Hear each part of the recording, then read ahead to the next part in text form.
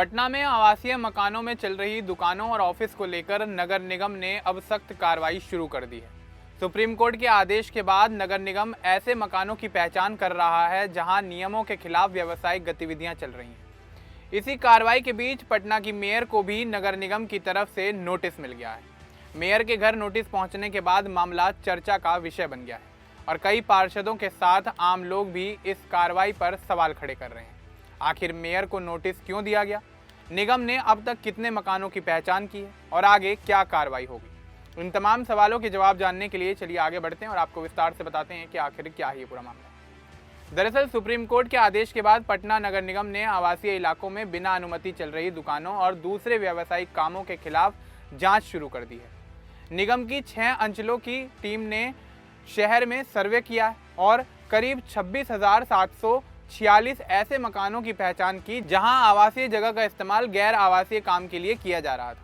अब इन मकान के मालिकों पर कार्रवाई का खतरा बना हुआ है और नियमों का उल्लंघन मिलने पर इन्हें सील भी कर दिया जा सकता है। इसी अभियान के दौरान अजीमाबाद अंचल प्रशासन की ओर से पटना सिटी के महाराजगंज इलाके की बड़ी पटन देवी गली में स्थित एक परिसर को लेकर नोटिस जारी किया गया। यह नोटिस भूस्वामी शिशिर कुमार, मेयर सीता देवी और सुशांत के नाम भेजा गया। इसमें सीता साहू और उनके परिवार के सदस्यों का नाम भी शामिल है। नोटिस में कहा गया है कि अगर सुप्रीम कोर्ट के आदेश के अनुसार किसी आवासीय परिसर में गैर आवासीय गतिविधि पाई जाती है तो संबंधित व्यक्ति को 24 घंटे के भीतर लिखित जवाब देना होगा और अपने दावे के समर्थन में जरूरी दस्तावेज भी जमा करने होंगे। नगर निगम ने नोटिस के जरिए यह जानकारी मांगी है कि संबंधित परिसर का इस्तेमाल किस तरह किया जा रहा है, वहाँ के लिए स्वीकृत नक्शा क्या है और गैर आवासीय गतिविधि किस अनुमति या आधार पर चल रही है। निगम ने साफ चेतावनी दी है कि अगर तय 24 घंटे के अंदर जवाब और ज़रूरी कागजात नहीं दिए गए तो यह माना जा सकता है कि संबंधित व्यक्ति के पास अपने पक्ष में बताने के लिए पर्याप्त आधार नहीं है। ऐसी स्थिति में परिसर को नियमों के खिलाफ इस्तेमाल करने की बात के आधार पर उसे सील करने की कार्रवाई की जा सकती है।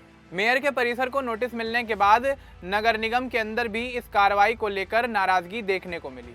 पार्षद विनय कुमार पप्पू ने इस पूरी कार्रवाई पर रोक लगाने की मांग की है। उन्होंने सवाल उठाया कि जिस भवन से निगम कई वर्षों से व्यावसायिक टैक्स वसूलता रहा है, उसी जगह के मालिक को अब व्यावसायिक गतिविधि के नाम पर नोटिस कैसे दिया जा सकता है। उनका कहना है कि पहले इस स्थिति को स्पष्ट करना जरूरी है और उसके बाद ही इस तरह की कार्रवाई होनी चाहिए। इस कार्रवाई को लेकर आम लोगों में भी चिंता बढ़ गई है। कई लोगों का कहना है कि सिर्फ अदालत के आदेश का हवाला देकर लोगों को डराया नहीं जाना चाहिए। उनका सवाल यह है कि निगम पहले यह साफ करे कि कौन सा इलाका आवासीय है और कौन सा इलाका व्यावसायिक है। साथ ही यह भी बताया जाना चाहिए कि अगर इन जगहों से इतने सालों तक कमर्शियल टैक्स लिया गया है तो वह किस आधार पर लिया गया था। वहीं नगर निगम का कहना है कि वह सिर्फ सुप्रीम कोर्ट के आदेश का पालन कर रहा है।